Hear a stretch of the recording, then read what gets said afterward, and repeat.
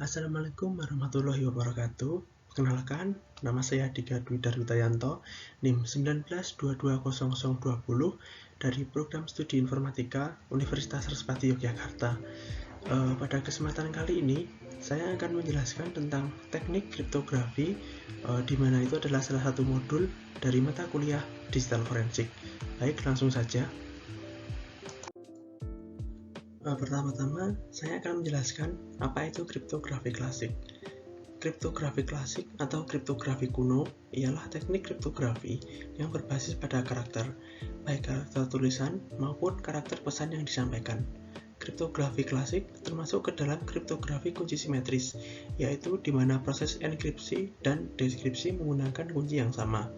Umumnya, kriptografi klasik menggunakan dua metode, yaitu metode substitusi. Sebagai contoh adalah sandi geser atau Caesar Cipher, dan yang kedua adalah metode transposisi atau permutasi. Yang berikutnya yaitu metode transposisi atau permutasi.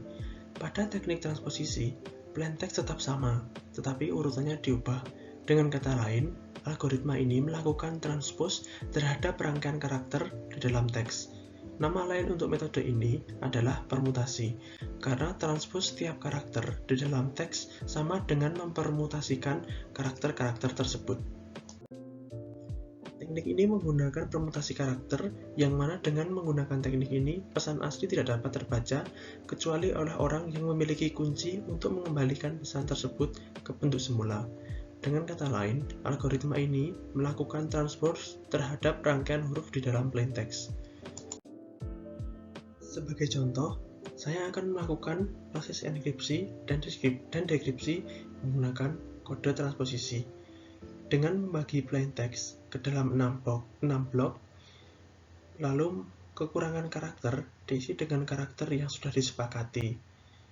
Yang berikutnya, membentuk kunci enkripsi, yaitu pada tabel warna biru dengan urutan 361, 524, dan membentuk urutan kunci deskripsi pada tabel hijau, yaitu dengan urutan 351, 624.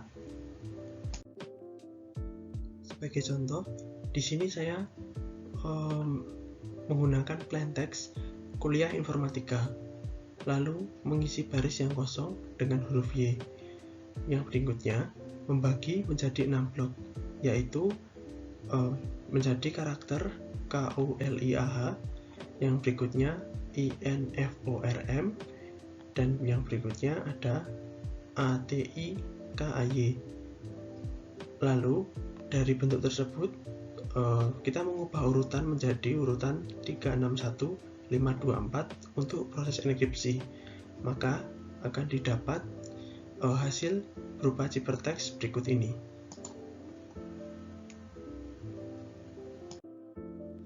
Lalu untuk proses dekripsi sendiri, dari ciphertext LHKAOI FMIRNO IYAATK diterapkan kunci 351624, maka kita akan mendapatkan kembali plaintext sebagai berikut.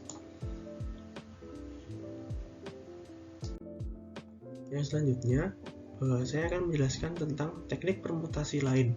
Di sini ada 4. Yang pertama, teknik segitiga atau triangle. Yang kedua, zigzag. Yang ketiga, spiral. Dan yang terakhir adalah teknik diagonal. Teknik segitiga atau teknik triangle ini adalah dengan memasukkan plaintext seperti membentuk pola segitiga dengan menentukan kunci baris, pembacaan, dan karakter pada baris kosong. Sebagai contoh, di sini saya menggunakan kunci baris 5 dan setiap baris kosong diisi dengan huruf Y. Lalu enkripsi dari pojok kiri bawah, lalu pindah ke kolom atas, ke kolom dari atas dengan plaintext kuliah informatika. Maka akan didapat pola sebagai berikut.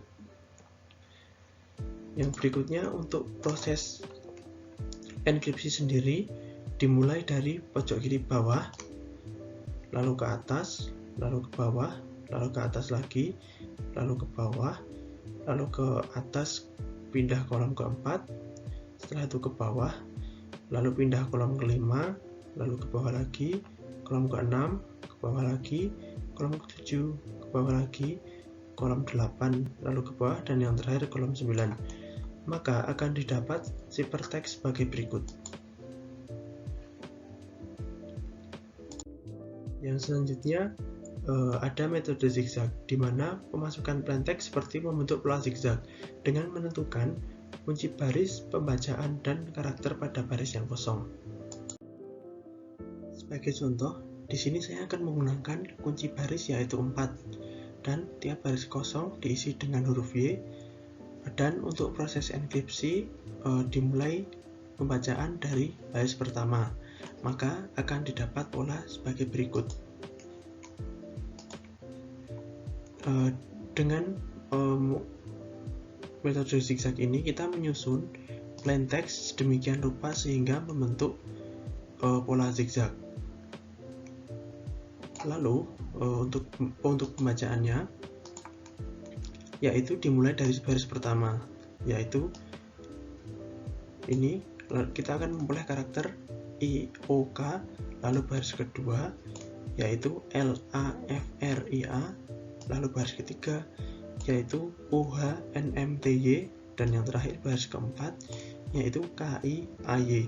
Maka akan diperoleh ciphertext sebagai berikut. Yang berikutnya yaitu metode spiral, dengan memasukkan plaintext seperti membentuk pola spiral dengan menentukan ukuran pola, pembacaan, dan karakter yang digunakan pada baris yang kosong. Sebagai contoh, di sini saya menggunakan kunci baris 5x5.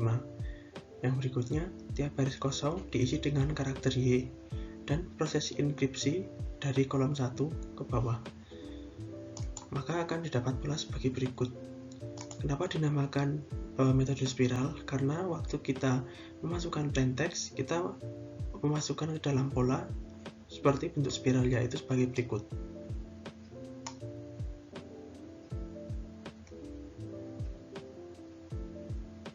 Nah, untuk proses enkripsi sendiri, kita mulai dari kolom pertama, baris pertama ke bawah sebagai berikut. Maka kita akan mendapatkan karakter KKITA, lalu kolom kedua yaitu UAYYM, lalu kolom ketiga yaitu LYYYR, lalu kolom keempat yaitu IYYYO, dan yang terakhir kolom kelima yaitu AHINF. Maka kita akan mendapatkan ciphertext sebagai berikut. Yang berikutnya ada metode diagonal, yaitu dengan memasukkan plaintext seperti membentuk kunci pola tertentu dengan penyusunan vertikal ke bawah, dan untuk membentuk ciphertext dengan pembacaan horizontal dengan menentukan kunci baris, pembacaan, dan karakter pada baris yang kosong. Sebagai contoh, di sini saya akan menggunakan pola baris yaitu pola 5x5, dan tiap baris kosong diisi dengan huruf Y. Lalu untuk enkripsi dibaca dari baris pertama dengan plaintext kuliah informatika, maka akan didapat pola sebagai berikut. Untuk polanya sendiri, di sini dengan menyusun dari kolom pertama, baris pertama ke bawah, yaitu seperti ini. Lalu pindah ke atas, lalu ke bawah lagi, lalu ke atas, lalu ke bawah, lalu ke atas, lalu ke bawah, dan yang terakhir.